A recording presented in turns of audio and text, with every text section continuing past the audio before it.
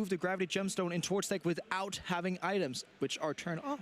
Exactly. So although Lost Vacuum might seem tempting, we are not able to use item cards right now. So the double turbo energy would need to be essentially wasted by being attached to the Pidgeot for the retreat cost, and it could be argued it's just not worth it. So we'll see how Tord responds, because it's a very sticky situation that Magnus has forced Tord into here with the use of Gravity Gemstone, which is very underutilized in most other decks. Like, I don't think I've thought of any other great use for Gravity Gemstone, but Bayonet, he likes his gemstones, you know? Oh, definitely, because when you're keeping something that has a huge retreat cost, or just, in this case, even a free retreat Pokemon in the active, you're forcing your opponent to use our resources to get out again. We've seen this with other Bayonet variants, mostly something like Bayonet Frostlass, for example, that keeps everything in the active and keeps the Frostlass taken as well. So here in this case here, Tord is, of course, looking at, have to use a DT for it, but what ends up being the case is that can Magnus actually run Tord out of ways to get back from the active spot as well?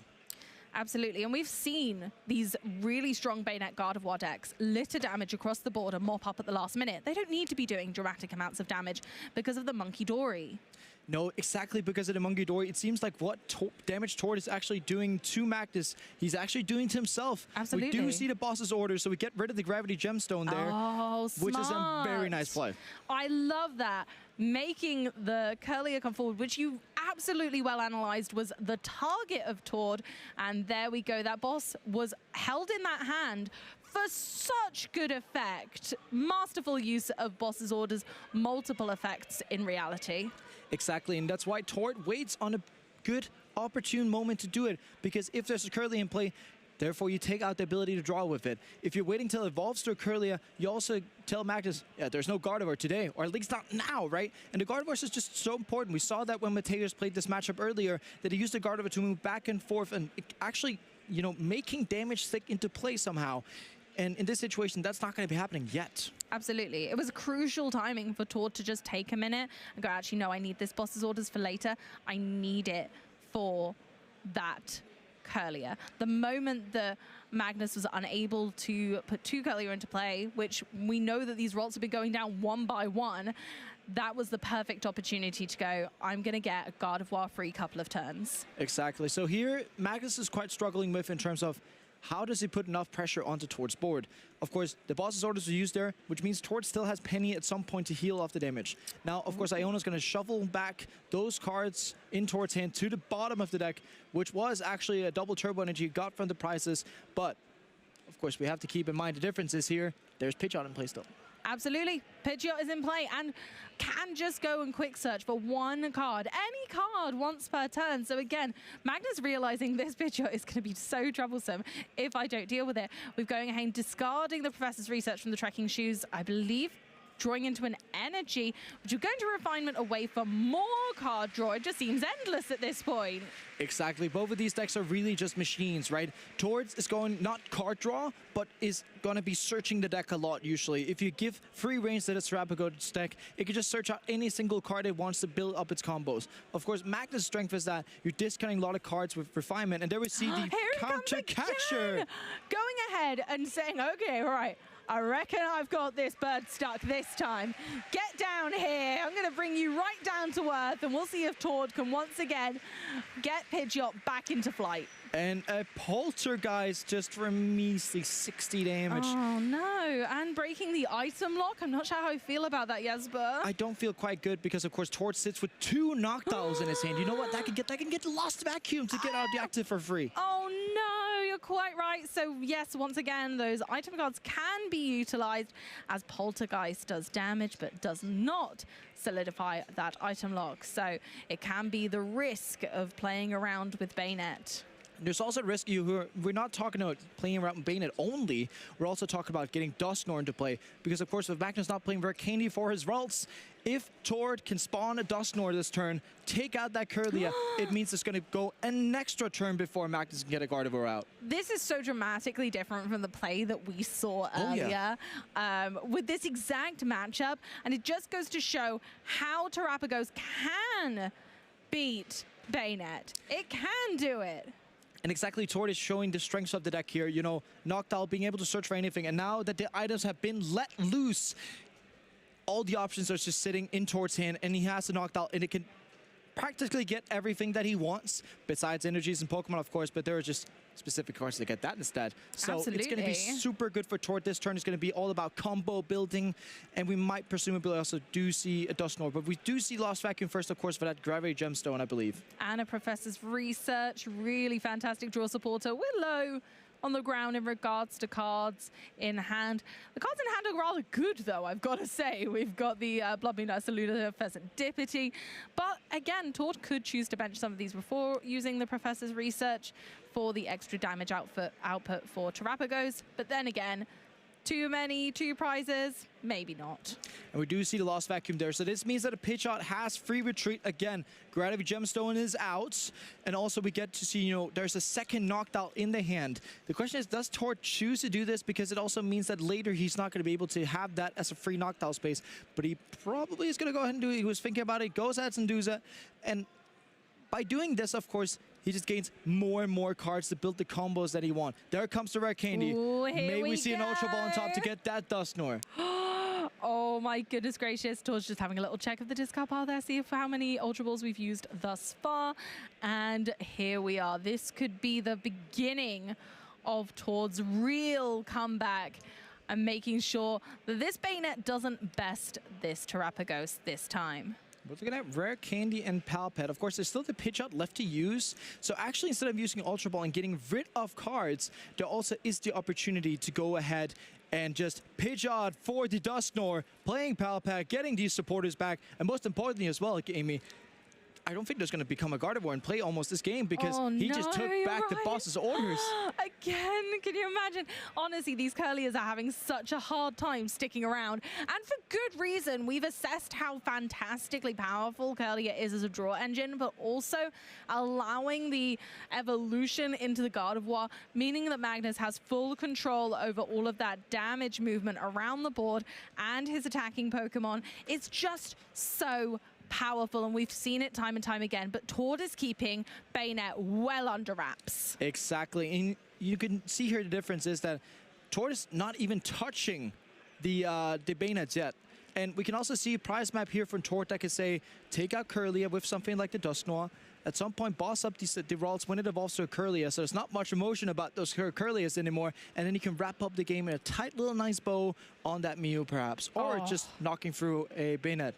His own choice. Absolutely, it would be beautiful either way. Going for another Duskull with the Hisuian Heavy Ball from those prize cards. So now that's one fewer piece in there, but the Prime Catcher is still in the prize cards. At least what happened here with the Hisuian Heavy Ball is that the Prime Catcher is at the bottom. Of course, that is if Magnus chooses to use an attack that isn't Everlasting Darkness, though, because if Magnus uses Everlasting Darkness, even though Tord would get that Prime Catcher off the prize, it wouldn't matter. But he could get it off the prize now, perhaps, and that means it's open this turn. Exactly. So here we go. Ooh. He's thinking about it. We're going to go for the Dusknoir into Bayonet EX. Exactly. So he could take 2 prizes this turn, even further accelerating the beatdown that's happening off this Bayonet deck. And with the boss in hand, Amy, we might even be building for a game next turn.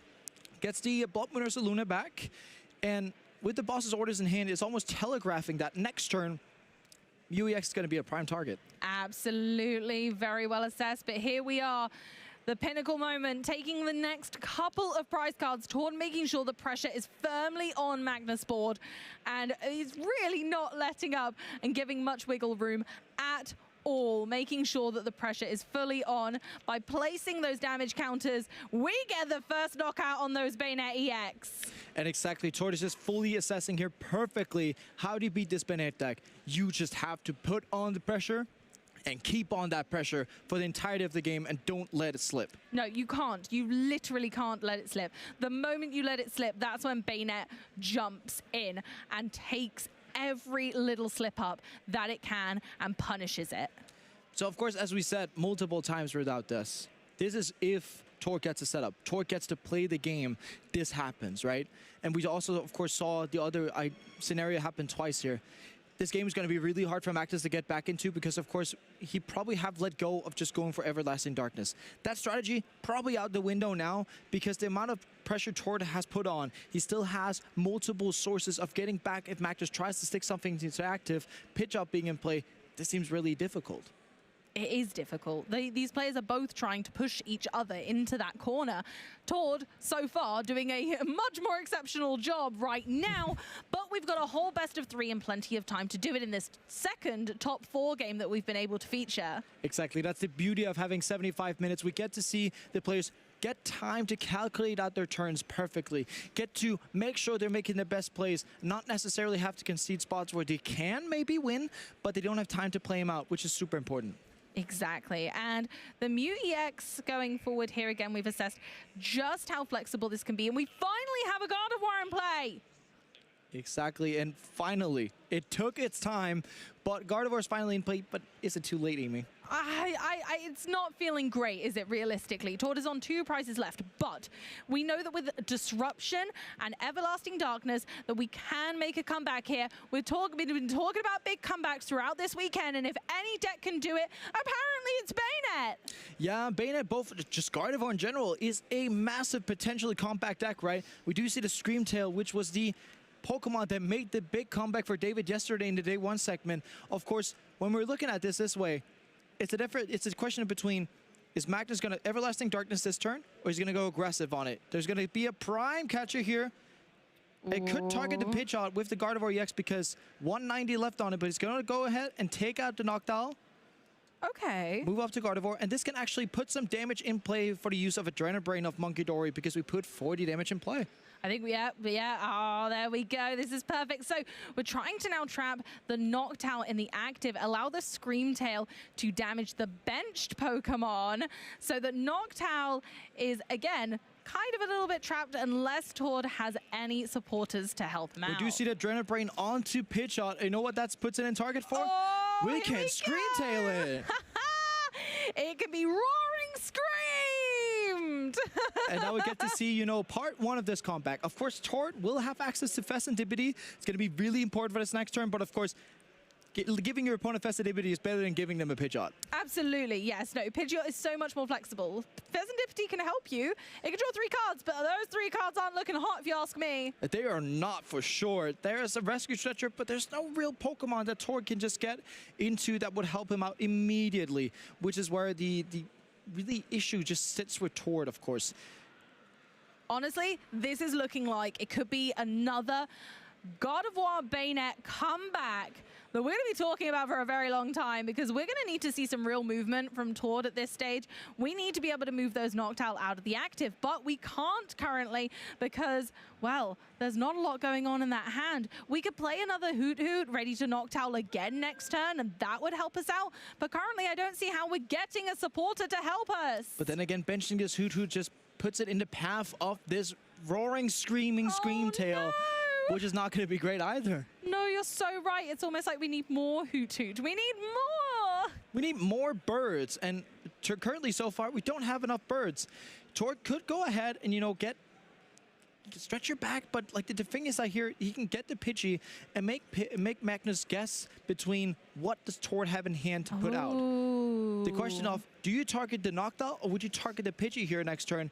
And, of course, Magnus cannot take out both. There's not currently access to a second Monkey Dory, so Magnus cannot, you know, use 2 Adrenaline Brains at once. But moving on to Magnus' turn, we are ready to rumble once again, going for the refinement on an energy just to see more cards. Again, give us those options. There's the Bayonet, but no Shuppet in play, so we can't shoot at a supporter from the discard pile. Honestly, I'm feeling like the Hoot Hoot has to be the target, but I like the bluff of the Pidgey. Yeah, the bluff of the Pidgey is super important here because if Tord didn't put down the Pidgey, it would just be super easy for Magnus to say, I'm just going to take out the Hoot Hoot, right? I love the Hoot Hoot, please, yeah. But no more cards left in deck. Oh, my goodness. No, unfortunately not. There is a path here where Magnus could go, take a Monkey Dory, Turo up a Pokemon, attach another Luminous to another Monkey Dory, put 60 on the Pidgey with 2 Adrenaline Brains, and then take out the Hoot Hoot with the Screamtail. But, of course, that relies upon, you know, having enough energy to get more damage into play with the Screamtail because, of course, you're taking off the 60 damage again. Yeah. He does have a Psychic Energy in play in Discard to do this, but it's also the difference of, does Magnus have the cards in handy? I'm not sure, you know, we've got the Luminous Energy in hand. And I think that was a Professor Turo, but I'm not sure if it's the Professor's Research Turo. I think it discarded the Research Turo, and that's what's quite annoying is a bit here, but I think that was actually Professor Turo. So Magnus could go for the play where he could go ahead and pick up a Pokemon, put down Monkey Dory. I love that call. And do some monkey business again. I think, is it? That's a Turo. Oh, that is a Turo. It's a Professor Turo scenario, allowing you to pick up a Pokemon, a basic Pokemon in play, and then we can go ahead.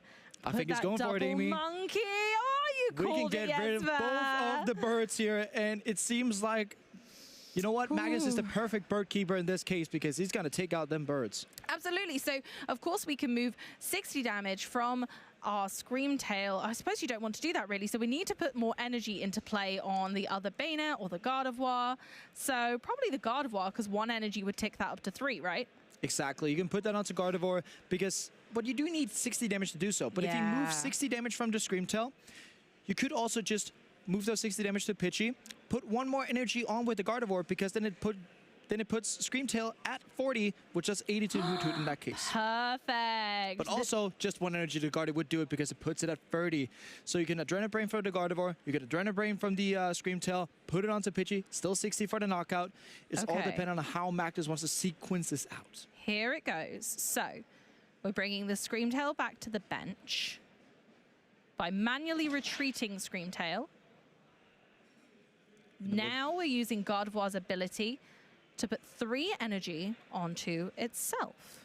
But it's also making it a big wall for Tor to get through in this case, of course. Because in this case, you can also go ahead and Adrenaline Brain onto the Duskull to make sure that Tor is going to have a really hard time one-hit knockout in anything. But taking out the Pidgey is also taking out consistency. So therefore, Adrenaline Brain onto Pidgey for 60. Cool. So that was both Adrenaline Brain used to take 60 total damage off of our Gardevoir and targeting the Pidgey. And we're just going for the... Are we going for a pass? Or are we knocking out? No, it's going to be a knockout here. Knocking out the Noctowl, going down to 1 singular prize card. So now Tord cannot use that Duskull. Exactly. He can't use the Dusknoir because there's 1 prize. And as well as that, Magnus has 2 threats on the board. Oh, yeah. Scream Tail could take out Fanrodom, Hoot, Noctowl, Duskull, you name it. Could take out anything with that Scream Tail. But if this Gardevoir is left in the active, just staying there, there's also opportunities to get back to Scream Tail with something like Super Rod. There's Boss's Orders, perhaps. So it's going to be really rough for Tor to pull this back. And Magnus has done this masterfully. Another comeback from a Gardevoir deck. I told you. See, that comeback came through. Tord's going to have a really tough time. Tord needs to take 2 prize cards now. And if he can't, then unfortunately the writing is rather on the wall. As you've assessed, there are too many Pokemon ready to take out any of Tord's board. And there's just not enough damage that Tord can pump out right now without the help from those ghosts on his own side. Exactly, and even the Monkey Dory is going to help out because with the Gardevoir plus Monkey Dory, you're going to be able to reach a potential of 250 damage. So if Tord does not take 2 prizes here, he needs something in the active with 250 HP or more, and there's nothing that can do that currently. So yeah, good luck to Tord. Absolutely. Drawing 3 cards with Pheasantipity. Again, just trying to see if there's any out. We have the time. The Bouffalance might be able to help us out. That could push it up. That could make it a lot tougher for Magnus to kind of pull off this final prize card that he needs to take. So at this point, Tord is kind of playing not to lose, and we're trying to make sure that every out is assessed. Exactly. With the luxury and time in hand, of course, Tord wants to be sure that he has milked every single option that he can to make sure he doesn't lose this game, regardless of how bad it seems from his perspective. Of course, Tord is playing into, you know, every single out that he can. Of course. We are down to the wire, but this is only game 1 of 3. But Tord wants to make sure he's assessed every single possible line. So going ahead, looks like, ooh, Thornton and Prime Catcher. That is certainly curious. Exactly. There's a lot of plays you can make with Thornton, of course. Can get back, you know, Pidgeot, and if he wants to get that into play, if that's going to be, you know, proving pivotal to him, he can also remove this Duskull off the board so he can make sure that Adrenaline Brain is not going to take it, and it's going to be Duskull for Pidgey, which means with the Thornton, since that the Duskull was in play for more than 1 turn, he can rare candy into Pidgeot instantly. And we we didn't need the Duskull anyway, so Pidgeot is so much more helpful and has higher HP, so it's much more difficult for Magnus to knock out. So we're just, again, making this board a lot bigger. Exactly. When we're talking a lot bigger board, of course, if Tor gets down both the Bouffalons as well, he's also out of, you know, this Adrenabrain circus here. And of course, Tor has to look at the Screamtail, because of course that's still an important piece that he has to knock out, remove off the board, because otherwise Magnus can still go ahead and say, Screamtail, I'll take out whatever. Absolutely. So there's lots that can still go on here. Now, we've used Lost Vacuum, so we can't remove Pokemon from our own board on Tor's side. We've used a supporter now, so certainly no Penny. There's the Bouffalon. There's the first one. I imagine we'll be hunting a second to get that Curly Wall active, so Tor's Pokemon are taking 60 fewer damage. Exactly. But I believe it is, only the basic colorless Pokemon. So Pokemon like Pheasantipity are still at risk. Yes, so Tor would still fall prey to a boss's orders in that case, and that's, of course, you know, since Tor's playing to every single out he's got, there is a combination of cards that could do it so Magnus does not have the availability to win. But of course, trying his best here. I don't even think Magnus has free energies to retreat, because of course this Bayonet now has free retreat because of Gravity Gemstone. Absolutely. So it's going to be quite tough to get this Bayonet out of the active equally. So honestly, both players are doing a fantastic job at keeping one another on the ropes. Exactly. We do see 220 put onto the Bayonet. Of course, here is the question to Magnus. Do you have what it takes? And right here, it's super difficult for Magnus to map out this. Of course, Rotom, which is the closest Pokemon he can get to, has 70 HP, not 60. So, of course, here, Magnus could go Everlasting Darkness, because they could do it so... I mean, items are shut off, but it's not really great here, because this Zapdos can take out the Bayonet, and I don't even think he plays enough energies to actually retreat this. He plays 6 Psychic and 3 Luminous. So that actually means that the maximum amount of energy that Magnus has left is 1. Has Tord back to Magnus, back into the corner. The Magnus went, actually, no, you go over there, please.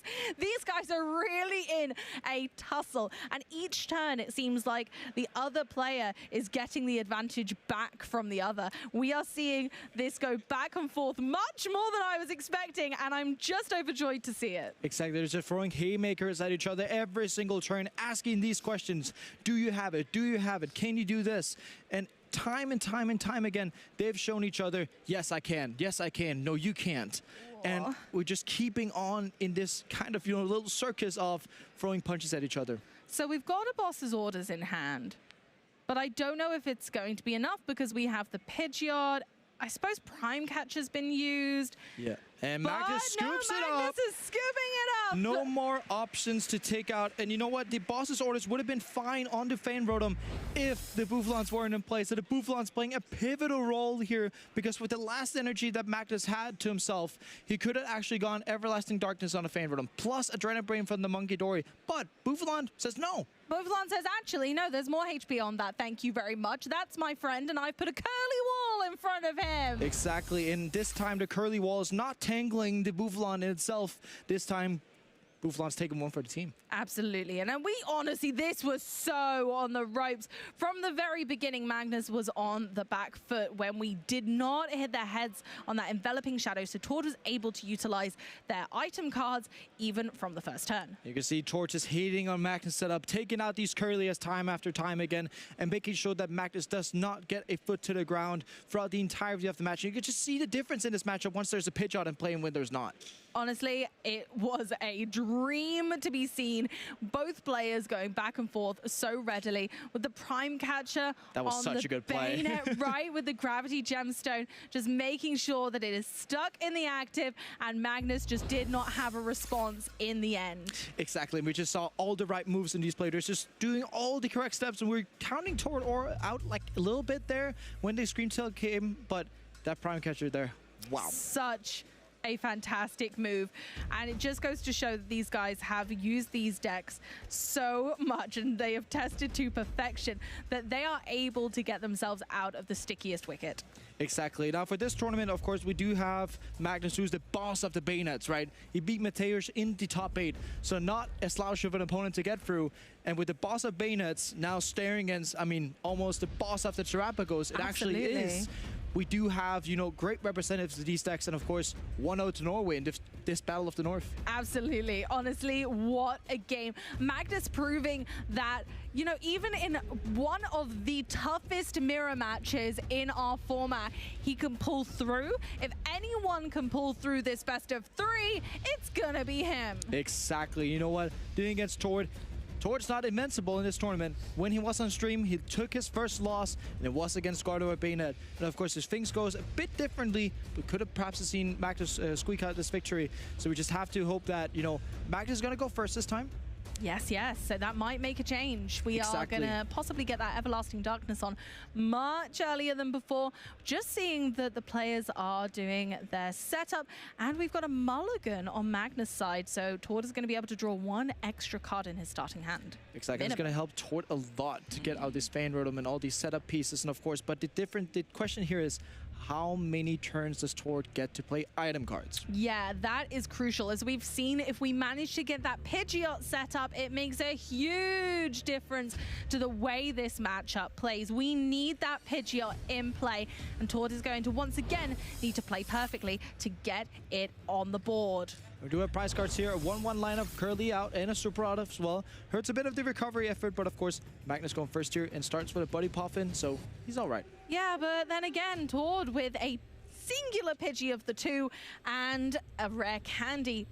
Maybe not the best, but we started the other Pidgeys, so maybe not too bad and rather fortuitous. Exactly. So we're just going to see Magnus here, of course, trying to get as many Pokemon down to set up as possible. Starting Muse, that's a free retreater Pokemon, which is super great towards, you know, establishing his board and making sure that next turn he could treat that Mew into perhaps a Bayonet EX. Absolutely. Here we go. So the first deck search of the game 2, which is so important. Magnus is going to be feeling on the ropes at this point. And yep, of course, Ralts and Shuppet, the 2 best friends in this deck, come into play. Hand is looking pretty good otherwise. Yeah, Gravity Gemstone and an Energy right away. Honestly, we could keep thinning and we could go. Or, yeah, Pass for Turn is completely valid here. Exactly.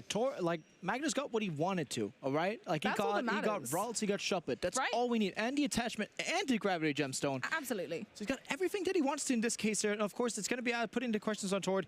Do you have the pieces set up? And if Magnus can get that item lock going next turn, that's going to be the crucial bit. Again, we're asking the question, how many turns does Tord play items? I think that's only going to be 1 in this case because Magnus went first. I think you're so right. And Magnus is also thinking to themselves, okay, well, Shuppet's safe, right? There is no attack the Tord can make right now. Nope. That knocks out that Shuppet. Nope, because that that's Shuppet second is line. A safe guy. So he's totally fine to be on the bench with his energy and his Gravity Gemstone. He's having a great time.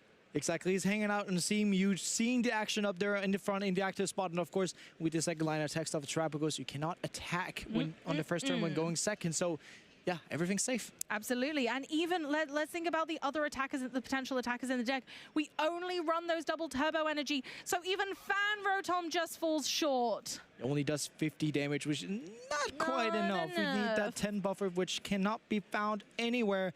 So we see Tord going for the Fan Rotom. Such an important piece for this deck. Absolutely. As we assessed early on, it's imperative for Tord's setup. Tord is going to need to use every out, and the double Ultra Ball has helped out with this in tow, managing to get, of course, the Fan Rotom initially, and now probably a Terrapagos so that we can start to use the Hoot Hoot and Noctowl combination off of the back of the Fan Rotom's fantastic ability. Yeah, not to say, of course, the Area Zero as well, which is also going to help him towards building that bench and therefore also building the potential damage outcome that's going to come from Tord. But, you know, having this Pidgey in the active may seem all fine and jolly, right? But if Tord gets item lock next turn, that's not going to be a nice place for that Pidgey because then Tord can... The Magnus can literally remove that in a couple of turns, maybe even, you know, Bayonet the 1 turn. In the turn after, you can remove that with 30 damage from Adrenabrain from Monkey Dory. And suddenly we do have a place where Tord's is sitting like, I can't do anything without Pidgeot. Well, I tell you what, the Bouffalons came in 2 by 2 because they're going to the bench very soon because they're here, setting up that curly wall nice and early. So although Tord might be item locked, shan't be taking any damage. Exactly, and that's what Tord wants to hear because, of course, this Pidgey is, as you said yourself, imperative for Tord's game plan here. But again, you know, just putting up this Bouffalon, You saw how it actually helped Mateus last time because you're essentially locking the Pokemon in the active spot.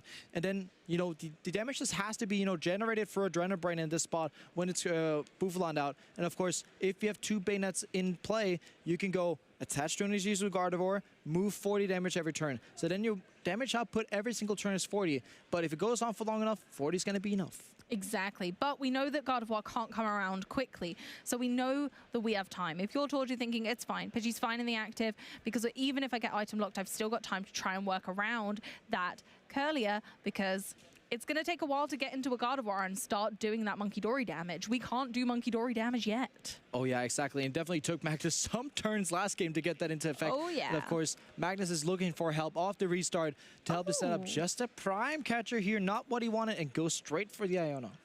No disillusions there to making sure that we're Ionoing nice and early, getting a fresh hand of 6, and also disrupting Tord, knowing that we did take kind of an item use heavy turn for good reason last turn, hoping that obviously there's going to be lots of items in this hand now for Tord to slow him down. Exactly. That's the way you want to play against these item lock decks. You want to use as many items as you can on your first turn onto your item lock. But of course, we do think Mag is going to go for the item lock this turn for sure.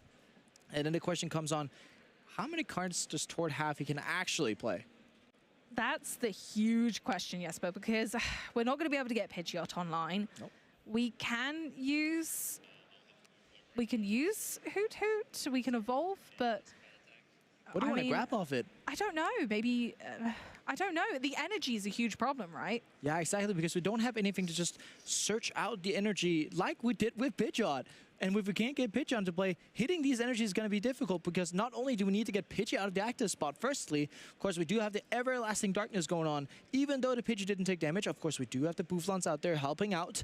But yeah, we also have to get the Pidgey back from the active spot. We have to get Terapagos into the active and also give that a double turbo energy. And with the current hand size, it doesn't look like there's both, you know, an option to get back the Pidgey to the bench or into the hand and get the Terapagos and the energy into the active. And once again, Gravity Gemstone is just weighing that poor Pidgey down. He's not going to be able to move even if he evolves. Currently at 2 retreat cost rather than 1. And it's, you know, that is quite a nightmare for a sweet little Pidgey. Exactly. The difference between 1 and 2 retreat cost isn't that huge in this matchup, of course, because there's only double turbo energies in Tord's deck. But even if it did evolve into a Pidgeot we saw last game, it would have a retreat cost, which is quite the hindrance for the Tord as well. But looking at it here, right, he's eyeing up Penny, which means that once he gets into a double turbo energy, it's all right. You can Penny back to the Pidgey, but the issue comes again. We need the energy. Yeah. Oh, what a nightmare. And that's exactly the power of Pidgeot and why we really appreciated him last game. And this time, not having the glory of going first, unfortunately, this Bayonet is causing problems from the beginning and using its ghostly powers to scare this Pidgey right into place. Yeah, we might just be over Halloween, but then again, we see this Pidgey just being swallowed up by the Everlasting Darkness almost. Just staying there in the active spot and not being able to do that. And it seems like, oh, he's saved! Penny flapped the wings for Pidgey, and Pidgey's back onto the bench again. Terapagos in the active, but there's no energy still. No, I mean, admittedly, at the same time, Magnus is not dealing any damage to this Terapagos still. So maybe Terapagos is less afraid than Sweet Pidgey. Of course, and of course, Tord's just playing out the cards that he can, because of course, Magnus does play 4 Iono. 4 Iono is going to remove that hand often because it's a part of the strategy that Magnus wants to keep a low hand size for opponents so they don't have these, you know, energy and stadium options and support options as well on top. Now, we do see the Artisan countering the Area 0, which again is going to put another hindrance in front of Tord. Yeah, the Area 0 Underdepth's going away, limits Tord's damage output, but also any extra Pokemon on the bench now. So Tord might be stuck with this quite low hand size and no bench space to bench any further Pokemon. And here comes our first Monkey Dory of Game 2. Yeah, but as we said, we do really need 2 Monkey Dory to get the strategy full on going, especially when we're talking against this Bouffalant, right? This Bouffalant, you know, is so great versus these Bayonet decks if it just keeps out of the active spot. That's the huge part, is keeping things in or out of the active spot that you would like to be there, which is something that Tord and Magnus have both tried to place upon one another in this scenario. So once again, we're going for the INO. Very well assessed that Magnus is just going to keep on disrupting. So Tord wanted to play as many cards as possible last turn. And does Tord hit the double turbo energies? That is the big question here. It doesn't look like Tord does. We're still on with Magnus' turn. Curly getting into play. And a second Bayonet, so we really getting the strategy underway. Magnus, of course, getting the time to do so. Okay, counter catcher, and I didn't see what that other card was. There's a prime catcher as well, so he can actually get the PG back into the active if he wishes, or at least just get a Terapagos out of the active, because then Tord, of course, cannot attack. And we see a Buffalant getting into the active. Mew up and back. Up and down. Mew swinging around and making sure that Bayonet is in the active when it wants to be, because it's time to cause some trouble for these Buffalants by the looks of it. And we do have exactly this double Bayonet setup I was talking about, right? Because if you can get the Gardevoir EX into play, you can use the Monkey Dory every single turn to flush over damage to the opposing Pokemon. So it's really great for Magnus here. He's getting the setup exactly that he wants to. He just needs a Gardevoir EX to be able to do this. Absolutely. So just need to hang on tight now. And that's really what Magnus is trying to do, is go, okay, Tord, go on. You've got to, I'm going to make you use as many resources and take as many steps as humanly possible to bother me while I try and set up this Gardevoir. Exactly, and as we saw with Mateus playing against Tord earlier, if you give this Gardevoir deck time to do what it wants to, it is such a threat to you, and it's almost unbeatable if you give it unlimited time. Absolutely. Here we go with the Turo scenario, taking back Mew, emptying up that bench space. Now there's bench space for the second Monkey Dory. Here we go. It's all coming together. Oh, yes. And that's exactly what we want to see. Every single resource used at its fullest potential. We've got 2 Bayonet, 2 Monkey Dory, 2 Curlier. This board is looking so strong, and it's just coming strength to strength. Even if a Curlier is knocked out here by some miracle, there's another one, so it's totally fine. We can still make the Gardevoir next turn and carry on with our monkey business. And Everlasting Darkness and just a straight up pass, so Magnus getting more time to just set up this sort of lock he's gaming on, right? Like, Buffalant is sticking there in the active, and now Magnus is going to get the time to, you know, flush in these damage counters every single turn. I do believe that's going to be an Ultra Ball for Gardevoir EX to start setting up that Adrenabrain lock combo and just flush damage down on the board and taking out all threats that Tord whatever could have. Tord appreciating that there is no helping right now. Item lock. I mean, is that a full hand of items? I saw like 2 Pokemon, but besides that, yeah. Oh my goodness, I think I saw a Noctowl maybe, but there's no Hoot Hoot on bench. Tord is royally stuck in the active with that Buffalant. Exactly, there's no help to get here. 2 energies onto the Bayonet. It's going to put 40 damage on. Whoopsie, we retreated for 3 energies, which means that we do have some damage. We can go ahead and Adrenabrain again. So we can go ahead, you know, put some energies back onto the active Bayonet. Here we go. Put 40 on it, and then we can start using the Adrenabrain to full effect. Oh, we love to see it. Now, we don't have another energy for the other Monkey Dory yet, so we're just going to be taking 3 off our active Bayonet for now and moving that on to Terapagos. Of course, the Terapagos is the biggest threat. That's the attacker of the opposing deck, right? Of course, the pitch is not going to do much. It can't even evolve. So, of course, with the setup that we have here, at some point, when Magnus, or rather, if Magnus hits a second Luminous Energy, another drop pass! Oh my gosh, Tord realizing that he is truly stuck and is living in Top Deck City, and it's not a nice day. And Magnus just piling up these damage counters to be able to retreat back into the other Bayonet. He's just doing the retreat circus, making sure that every single turn he can use Adrenabrain to maximum effect and just flush these damage counters onto the board of Tord's. And Tord is not sitting in a happy place right now. Not at all. And like you said, Magnus is just masterfully moving that damage around, keeping like a damage bank ready for the Monkey Dory by using the Gravity Gemstones to discard energy off the Bayonets. It's just a beautiful circus. Exactly. Now we're still just waiting till Magnus gets his second Luminous Energy. That's really what we're waiting for. The second Luminous Energy for the Monkey Dory. 30 more damage move with the Adrenabrain onto the Terapagos, and Tord draws just a buddy pop and then passes right back. Again. How many are we going to get to before Tord reaches a useful card? Now let's keep looking at this Adrenabrain potential. We're still not seeing another Luminous. We did see Magnus count his deck though, so he might just be running out of cards before Tord though. So this actually could be a deck out race. Does Magnus reach enough before he decks out? That is a very, very wise question indeed. Can Magnus seal up a win? And that's really the skill of playing a deck like Bayonet. Yes, you can item lock forever, but you need at some point to really release the aggression of the deck. And having the timing of that is crucial. Being able to time when to start taking the knockouts is what makes Bayonet a really difficult deck to master. Exactly. Are we going to see first time on stream this weekend? Are we going to see another win content just taking your prize cards? It might very well be. We might see somebody deck out. You just Ultra Ball for Magnus for the top. It's not the Luminous Energy that he ever so wants, but he's just going to keep on piling this damage, and Damage Bank City it is. And go ahead, another energy on.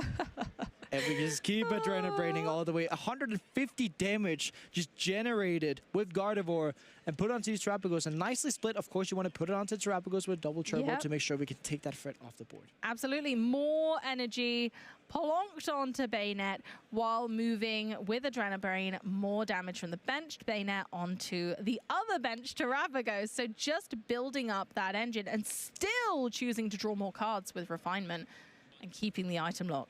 And no Luminous Energy yet, and no retreat action here.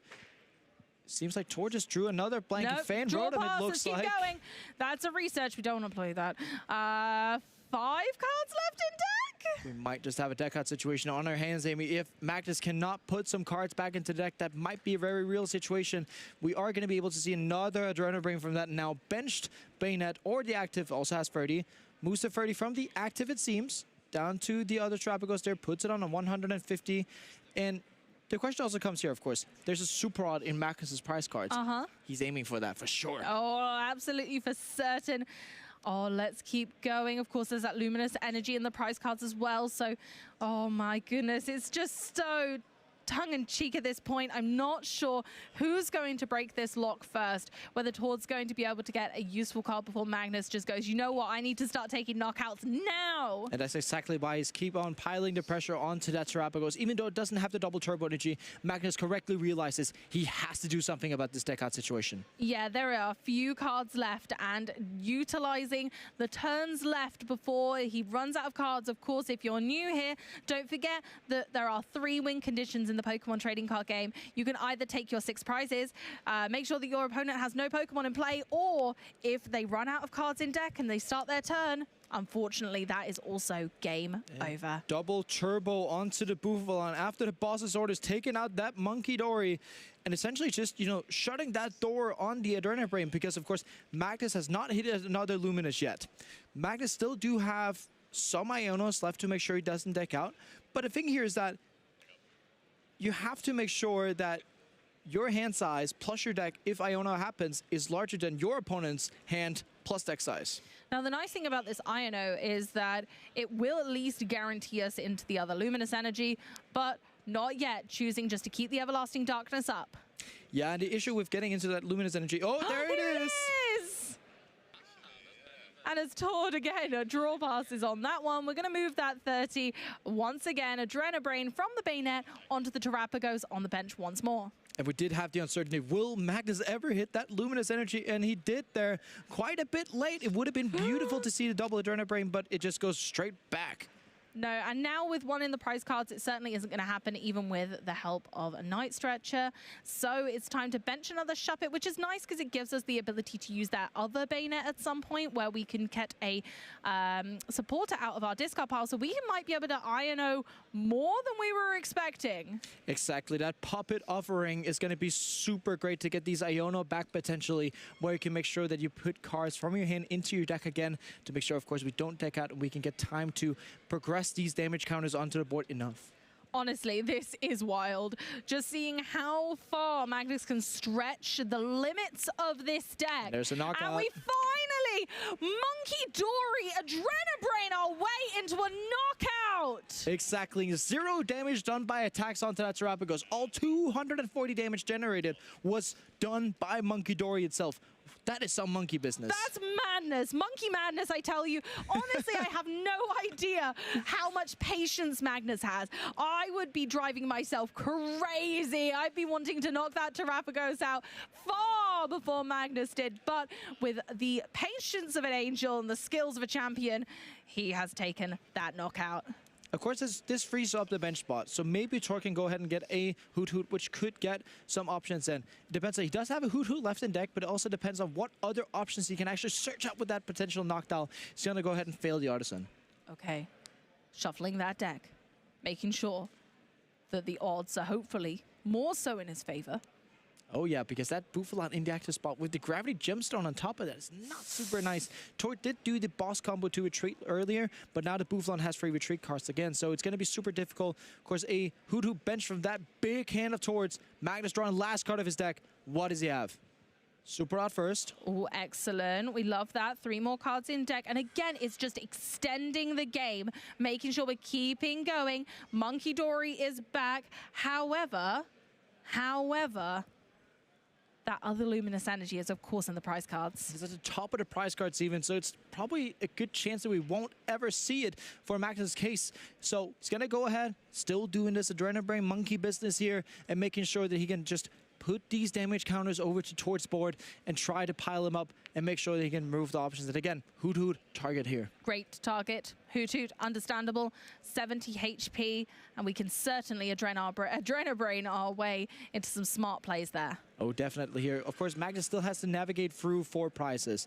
I do believe he has just 3 prizes because the last prize could, of course, be taken by Poltergeist, because I imagine with Tor's really, really big hand at this point, there better be some trainer cards. There's going to be quite a few, and my word, that would certainly be a hard-hitting Poltergeist, and maybe that's what Magnus is going for now, is taking out some smaller prize cards to take one final gigantic Poltergeist, which is probably why we're putting off this Iono for so long. Exactly, because you don't want to Iono, because it makes it so Tor's hand is, of course, lesser. Of course, Tor still have 5 prizes left, but of course, 5 cards is not as good as 15 to 20 or something like that, of course. I couldn't even start to work that out, Jesper. I'm not even trying to count his hand size here. That's going to go too fast for me. But you can see the only way of getting this Buffalon back is Turo. If Turo happens, of course, that's going to generate damage on the Bayonet. But if Magnus has something to pull up that Buffalon again, that's just going to go haywire. Exactly. Okay, here we go.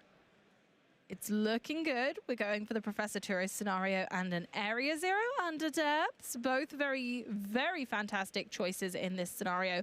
But the timing of the playing of these is going to be crucial. Exactly. We do have the Turo here, and there's also another option of using, later we can use Fortin into a lower retreat cost Pokemon, and then retreating that with a double turbo. But then again, we're also still talking, a resource matchup, right? We're talking, a fight of the resources to make sure that you still have double turbo energies to attack whenever you need to. You still have double turbo to retreat if the Fortin happens. So it's going to be really difficult on Tor to string together this resource. It has to be really precise. Did you hear that?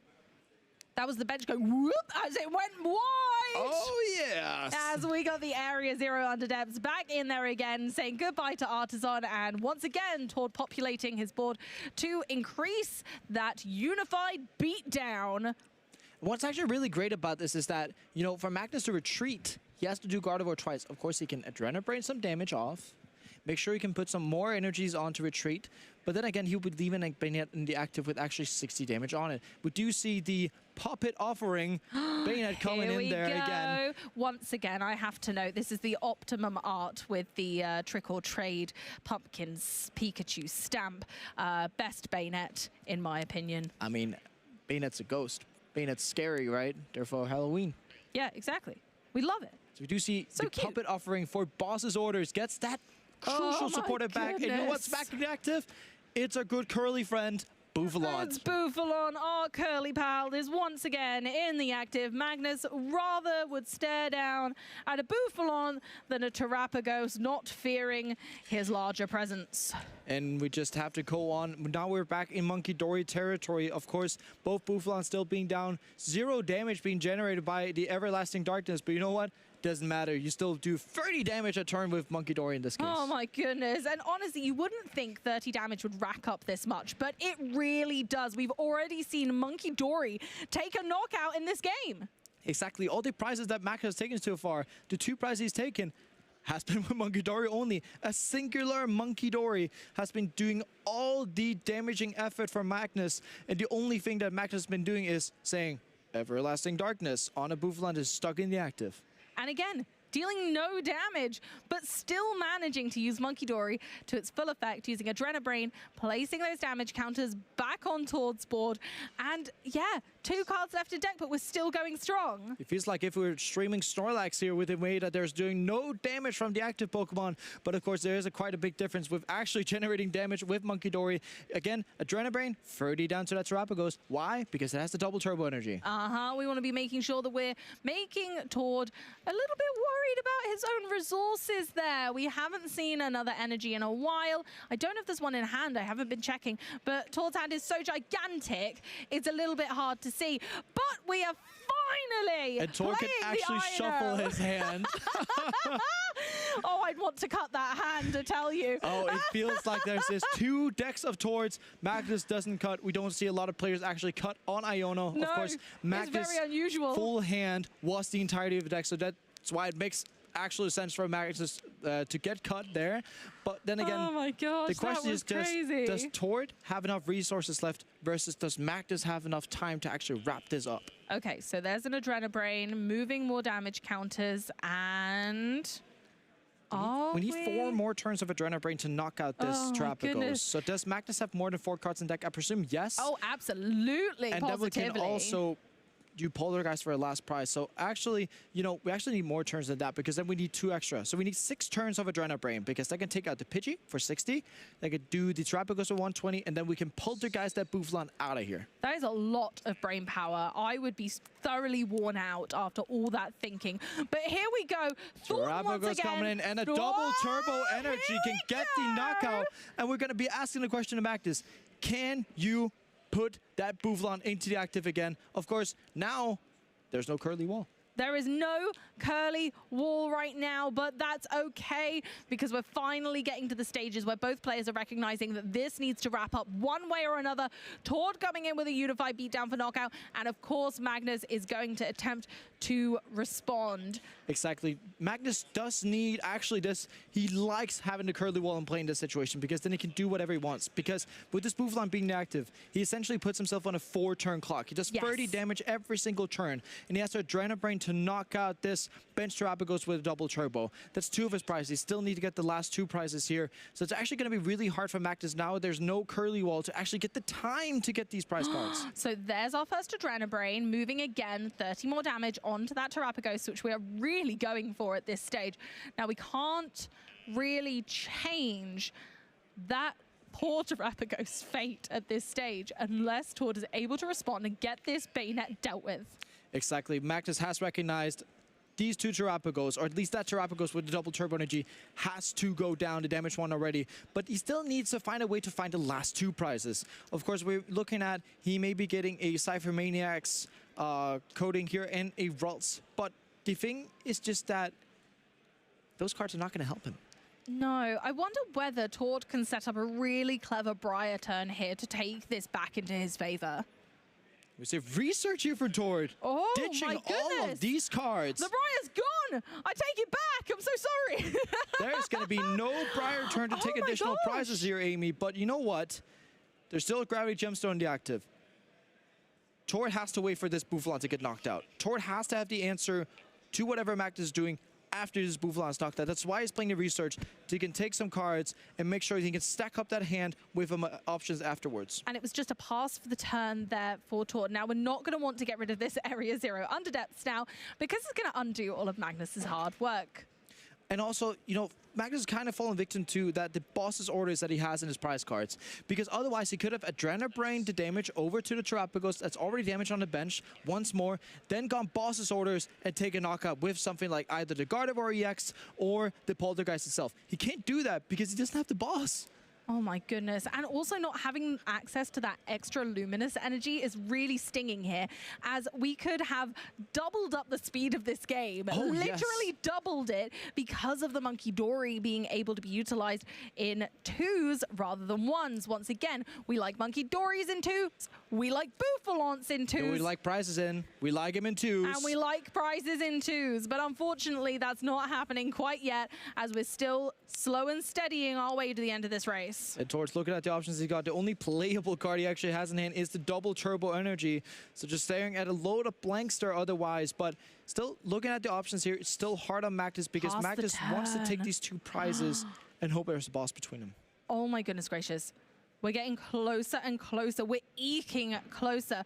180 damage currently on Terrapagos. It has 230 HP. We are getting there. Slow and steady does the job, right? But its question is it doing a good enough job in this case here? Of course, we probably get to see an everlasting darkness once again. Bouffalon up to 90 Here damage. we go. These are the turns that make all of the difference. These are the moments that define these players as top players. Going into our finals after this, who will prevail? Let's find out. Exactly. We do have an issue here with Magnus. He's not going to be able to Adrenaline Brain quite as much as he wants to in this case. Of course, still only needs the 20 damage to do it. So he can just do 1 Psychic Embrace, put the 20 onto the Shuppet in this case, if he lets it go, of course, and then he can put the 20 onto the Terrapagos damaged on the bench. That's going to give him the first 2 prizes. Here we go. Okay, first 2 prizes for Magnus. There we are down. We can take those 2 prize cards, and hopefully it'll be what Magnus would like. Exactly here, but unfortunately we might just break it to Magnus here. It's going to be the Cypher Maniacs code breaking and the Ralts. Unfortunately, that boss's orders and luminous energies staring him at from the prize cards. This is really great news for Tor because that boss's orders could have spelled trouble.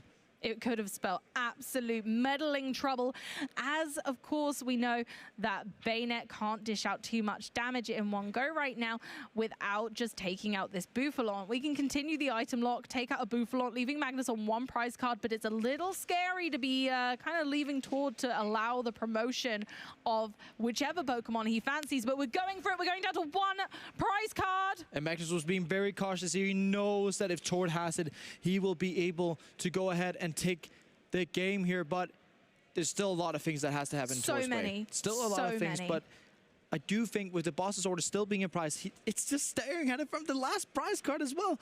But he's just missing these last few pieces to be able to get there. These last few puzzle pieces. Now, if Tord has a hand full of item cards, and that's quite a few if you ask me, at least 5 or 6. Then maybe a Poltergeist for game might be If Magnus goes for it, he wins, but there's also a Scream Tail there. It's Scream Tail again. We're just going to get 1 prize card. It's easy peasy. And Magnus pulls back this game too. We're going into game 3 in the second top 4. Oh my goodness gracious. That what a game. Naughty. We had so many Monkey Dory flinging that damage around, and my word, it worked out. Just slow and steady does win the race, but not for the turtle.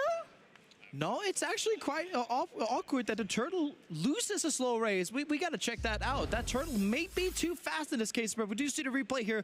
It was such a back and forth game. Tor using every single resource that he has. And Magnus is sitting there turn after turn after turn, using Adrenaline Brain to make sure that he piles on this damage. For example, we do see the first Terrapagos knockout here entirely by Adrenaline Brain. It was anyone's game for a while here. The back and forth was riveting, and they really put on a masterful show for us, as we could see taking those 2 prize cards. It wasn't the boss, but it didn't matter. It was sort of passing it over to Tor to be like, have you got it? Because if Tor didn't have an answer, then of course we roaring scream our way to victory. And this is exactly what we want to see from our trainers. All these resourcefulness plays where they're exhausting every single resource that they have in their deck to make sure that they can prevail into the finals. And you know what? We have a game on our hands, but there's not a lot of time left. There is not a lot of time left indeed, Jesper. Very, very well noticed. I think we've got around 6.5 minutes left on the clock. So this is going to be quite the speedy race out of 2 slow decks. I wonder who's going to prevail, because we have to send someone into the finals. Exactly, and as the proceedings are, when the clock runs out, when the clock hits 0, we're going to have +3 turns just like we do in these Swiss rounds. But in Top Cut, the rules are, after the +3 turns that happen after timeout, the one who has the least amount of prize cards wins. And if they're equal on prize cards, it's essentially a race to whoever draws prizes first. That is terrifying, especially when both of these decks kind of rely on going a little slower, going at their own pace. It's going to play very differently. It does give the ball a bit in towards card because it gets to play items perhaps for 2 turns, depending on if Shuppet flips head, if Magnus can start Shuppet, that is, or Miyu to retreat into it. So there's a lot of ifs and buts in this case, but Miyu EX starting, which is so important for that Shuppet. That is so perfect for Magnus, so we'll be seeing a real tussle here. Let's see if in this last 5 minutes we can, of course, get closer to crowning our champion in a slightly unconventional but very exciting way. Exactly. Since we do need the time rules to make sure that we get out of here before it turns into midnight and that everlasting darkness sets in for the night. But we have to make sure that Tord goes meticulously through his deck, checks all of his options, because that was the difference from winning and losing last game. Exactly, and that's one of the things that it could change the pace of this game. We know that they want to go fast, but how fast? And what knockouts are worthwhile taking? Are we going to see the Dust Noir line get used or not? And there's so many questions because the pace of this game is going to be entirely different to what we've seen before because of the timing rules. Exactly. So it's going to be, we're thinking almost like half a game, if even half a game at this point, and Tord's going to do everything he can to solidify a position where Magnus is going to have to take a while to take these prizes. And if Tord on his second turn can use Dust Noir, if the Shufflet flip tails, and if Magnus gets that Shufflet out to attack, that he can go ahead and take these 2 prizes and solidify his position to a point where Magnus cannot take prizes fast enough. Or is Magnus going to be able to put that item lock in place, meaning that Tord can't take prizes at all, and Magnus can continue to take a slightly slow and steady approach, because as long as he manages to get a prize card, it doesn't necessarily matter if that's just the only one that's taken. Exactly, just like we've done the whole entirety of this match, Amy. We've been asking each other these questions. Do they have it? Do they have it? Do they flip heads or tails on Shuppet? It's only a question that time will actually answer, but we see here Tord going for a fan call. Absolutely. Here we go. Okay, we're going for Pidgey, Hoothoot, and Noctowl. Now, if we can get that Pidgey as a Pidgeot online, I think that would really push Tord into the driver's seat of this game. And it just puts so much more importance on this enveloping shadow from the Shuppet. The 10 damage, we don't care about them. We care about the item lock in this case here. And of course, in Magnus' case, he's sitting and he's sweating because he knows that if he can get a Shuppet on a flip, that's going to be all the importance of this game. It's so squeaky right now as we head in to Magnus' turn. And Monkey Dory's a great start. Oh no, this looks honestly, very weak for Magnus. It's sketchy, isn't it? We can't even play many of these cards right now. So just Boss is ordering the Fan Rotom, retreating into Monkey Dory. And I mean, there's nothing to play with, Amy. There's nothing else to do. It's passing the turn. Tord can actually win this turn if he gets Rare Candy Dusknoir and a Terapagos. It does enough damage to take out the Mew. This game could already be over in this turn. And then we don't care about time rules. The game would have been won by no more Pokemon on the Fae in play. And we see here Tord's going fast, checking his options. Can he get there this turn? This sequencing of this moment is everything. Tord could be catapulting himself straight into the finals with this turn. It needs to be played perfectly, but of course we know that Tord is the master of said sequencing. If there's anyone to play perfectly, Amy, it's got to be Tord, right? At this point, it has to be. He gets the Red Candy and gets the Penny. The Penny does so Fan Rotom can go to the bench again and be used for the attacking force of that trap, because we do have in hand. Here we go. Okay, all right. We're online. We are quick searching. What are we quick searching for, Jesper? I mean, we gotta have double turbo here. Oh, of course, we gotta have double turbo. We need the energy. You're so right. So with the 5 bench Pokemon here, it's only 130. Of course, 150 base damage minus the 20 from the DTE here. But the thing is that even if Torch goes ahead and grabs the prize card, we looked in Magnus' hand. It looks horrible from his side of the field. So Penny comes in. Here we go. Terapagos comes out. And even though he's not going to finish the game this turn, it still looks very bad. It's very positive here for Tord. So taking that one prize card could be enough if we don't see Magnus pick things up from here. But at least we do see a Shuppet. But it's still just going to be an Area 0, a bit of population on the bench, and a Rare Candy Dusknoir is going to do it all. And you know what? Magnus doesn't have anything to play with. No, and Tord still has an Ion on hand and a pitch on. It's a pass. It's a pass the turn. We're moving on. Tord's go. And once again, we've still got Pidgeot online. Tord has everything to play for. We can go ahead. We can get Area 0 under depths. We can KO this Mew and start to really put the pressure on Magnus top deck. And we go ahead and do the Pidgeot first because we already do have that guarantee with the Nest Ball in hand. We don't have to push anything here. We're not forced to win the game this turn. And of course, taking out the Shuppet means there's just going to be a boss's orders on the Shuppet. Oh, the Shuppet really putting the pressure on, saying, actually, Magnus, no, I'm not going to let you do anything, buddy. No. We're not going to let that evolve. Going to make sure that that is gone. That threat of Shuppet is out of here. Taking a prize card, keeping it slow and steady. Oh, Buddy Poffin. But the thing is, regardless of what Magnus gets here, right, he's still going to be in such an enormous amount of pressure. Tord's ahead by 2 prizes as we have under 20 seconds left on the clock. 15 seconds left on the clock. It's going down. And not to be negative here, Amy, I don't think Magnus can actually make this. I don't think Magnus could do it, but you know he's giving it a good go because when you are in these positions, you play until the very end. And you have to make sure you play. And time is called now, and Magnus sees the writing on the wall. Tord is your champion of the North, but we still have a finals to go. This felt like a finals match. It really did, because that's the caliber of players we have here right now. Will Tord put that stellar crown on Terrapagos? We're going to find out because he's going straight into the finals. Exactly, here in such a game here. Really unfortunate start for Magnus. We have to stress that in the game. The other discard here, is it an Iono in hand? Just one of your supporters that you don't it's actually mind. not too shabby. You can Ultra Ball, grab yourself the Terrapagos, and then just swing a double turbo energy on, and then you're just hoping from research to get into a knocked-out piece, and that gets you into a Pidgeot piece, and all the rest comes along. So not too shabby overall. I mean, one of those few things that we always talk about, that opportunity to utilize Fan Call when it presents yourself. Yeah, I think you have to go Terrapagos here just because you have the 2 double turbo energy in hand. So then you're just hoping that from the 7-card dig from a research on the next turn, you can then just draw into one of your Ultra Ball or the Noctowl naturally. Yeah, I mean, the other option was potentially maybe holding on to the Iono and utilizing that. That's true as well. But Tord going for that more aggressive route potentially here and just kind of double-checking the prizes as both on a lot of our competitive players actually do. But it's just kind of double-checking what he has access to in this matchup. We know it's going to be tense. We know it's going to be back and forth.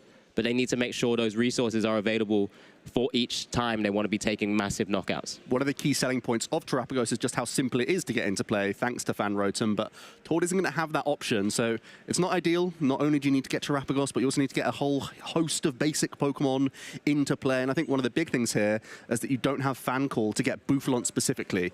It's really easy to still get your lower hit point basic Pokemon, because you have so many Buddy Poffin in the deck list, but a slower route to Bouffalant could also be a real problem for him, because that's a crucial card in this matchup.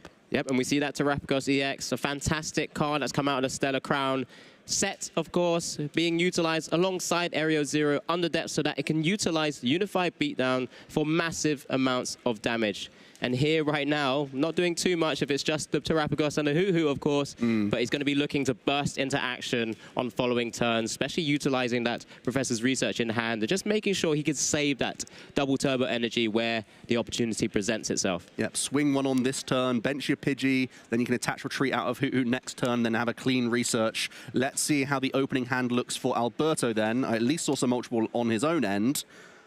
Yep, I think there may have been a Regidrago V as well, and just need to double check once we get a chance to look at the hand in a bit more detail. He always keeps it a bit close, but that's fine. Just an Ultra Ball there. Ultra Ball, getting rid of a Super Rod by the looks of things. There's Cleffa in the hand, which is a great card to retreat into here. A single prize Pokemon that you're happy moving into the active, protecting a stage 2 from being KO'd. Does have that Canceling Cologne being a first fodder card for that Ultra Ball, as well as Alberto Conti gets a chance to finally check his deck as well, double checking what is prized. We'll finally and soon realize that Regidrago V-Star is only going to be a one-off left in that deck. Yeah, I don't think we're going to have an explosive turn unless we grab Squawkabilly EX right now, because I saw a bunch of item cards in the hand. So I saw some Energy Switch, and this search might have to just be for a Regidrago, unless he wants to go fishing with 6 fresh cards here. I haven't had a full look at the hand, to be fair, but already losing a Cancelling Clone, which can be useful still on Bouffalant. Actually, no, because the second Bouffalant still has its ability, so it's nowhere near as useful in this matchup. but getting rid of a rod's not ideal, and maybe having to discard an energy switch could be a little bit awkward as well. Yeah, I'm pretty sure there was a Regidrago V in the hand already as well. So can work with that, but just needs to try and weave in some of those energy and sort of set up the board. I mean, when we saw Alberto earlier today, he had struggled occasionally with that first turn. Yep. And as he does go for the Squawkabilly EX, it is a Squawk and Seize. That will be coming down soon as well, not the squeezing the type that I like. But for the time being, there's still the option to move into the Cleffer as well and Grasping Draw, just to kind of force additional questions of Tord, additional cards from Tord to remove that kind of single prize out of the active spot. A couple of decisions here as well in the hand.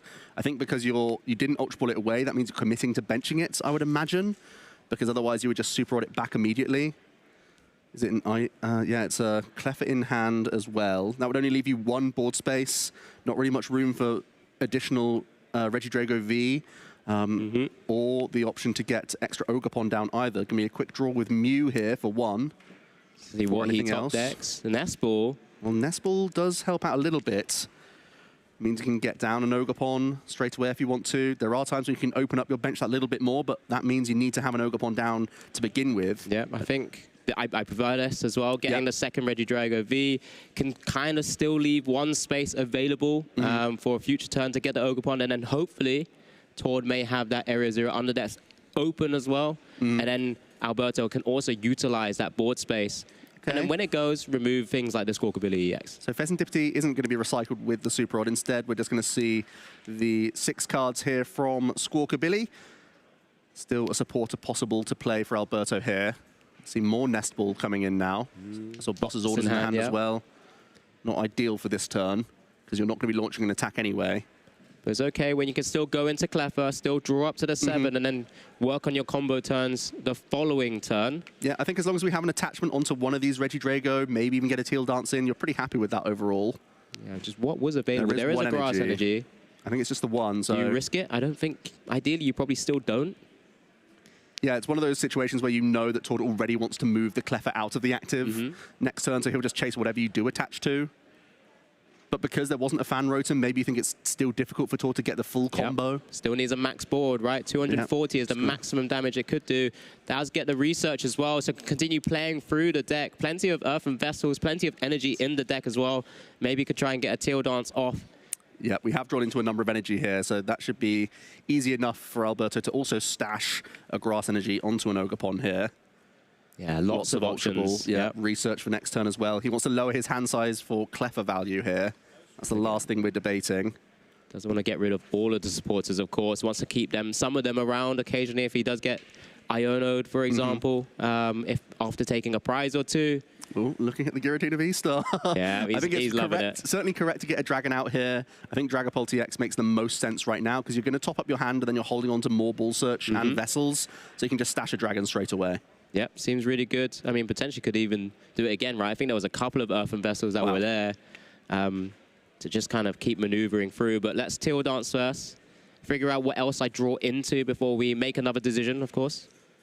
Yep, you'd rather draw the card now and have the option to use it this turn rather than just wait for a Grasping Draw card. So let's see the one. It is the Giratina V-Star, which is solid as a discard option on the next turn. So I think we're happy to just retreat into Cleffer here and top ourselves up with 2 more cards. Yeah, the hand's looking pretty good. The Fire Energy in hand, of course, already as well. Lots of different options. Hasn't had to discard too many resources for the time being. I mean, there is a Boss's Orders there, but just pieces that they can repick back up with that Legacy Star from the Drago V-Star. And I think Alberto's last decision is whether or not to Ultra Ball now. You lose another energy here, and you already got rid of one of your Super Rod, but it does get a Dragon banked for you, and you're getting more value from Grasping Draw. So Alberto is going to opt to go for this. Are we just going to see a Regidrago V-Star to hand at this stage, just to guarantee it for next turn? Yeah, I like this option the most. Yeah, it's always a worry, though. I mean, if Tord's going to hit you with an Iona after already pitching one away with that Ultra Ball, kind of sort of telepaths the turn that Tord may not be utilizing something like that coming next. So if he can keep hold of that one, remember, there's only one left in the deck, considering there's 2 prized. It'll be interesting to see. There's a Grasping Draw, so it's over to Tord. Attacking can now start to commence. And it's a top deck of Ultra Ball, which means we're still going with the plan of probably just attaching to the active and using Professor's Research here for a fresh 7. and he's really going to need to find some Noctowl here. Without that, he's really not going to be doing much, unless he just randomly gets into a Pidgeot EX. He is playing a 2-0-2 line. Just as you said it, there's a Pidgeot, but I don't see a Noctowl currently, right? There's a Hisuian Heavy Ball, a couple of Bouffalants. Nest Ball, Bouffalont, Pheasantipity EX. Not ideal of a he really needed to cherry there. pick the Prime Catcher from a Noctowl. It's just a one of, it's your A spec. So without it, you are very unlikely to find it from your 7 cards. So Tord getting confirmation of what his prizes are by using that Hisuian Heavy Ball. Just the options to select a basic that is there, if there is one there. Yeah, now typically a 1 prize is really, really bad to take, but we know there is a Briar in the deck list for Tord, so you can take this one and it still can be a meaningful KO for you. So I think Tord probably will still go in for this KO onto the Cleffer here, open up a Briar line for you later down the line. Yeah, and the double Bouffalont are available as well. Of course, doesn't have the Stadium yet available to kind of burst across the full bench. I mean, already over KOing this poor little Cleffer in the active spot. The big issue is if you can't get into Pidgeot EX this turn, you may not have it for the remainder of the game, because even though Bouffalont reduces damage, it doesn't stop those damage counters being placed by Dragapult EX, and that is a vulnerable 60 hit point Pidgey that we're staring down. Yep, definitely, and that's why Tord having 2 further Hoo-Hoos down, as he does announce Unified Beatdown, does take the knockout on the Cleffer here now, taking the first prize of this finals here in Gdansk. Just the Mew moved to the active position for the time being, as Alberto now starts to try and figure out how he's going to be able to retaliate back on this Terrapagos EX. It's a Kieran pickup from the top deck. We know there's V-Star in hand, so we can start seeing fireworks this turn. There's going to be a Teal Dance before anything else. He's very likely to start launching attacks with Dragapult here. Another Nest Ball. Yeah, so maybe just getting more Ogerpon down is reasonable. Yep, just wants access to a number of those support Pokemon, of course. Ogerpon being a crucial partner to continue drawing cards, to continue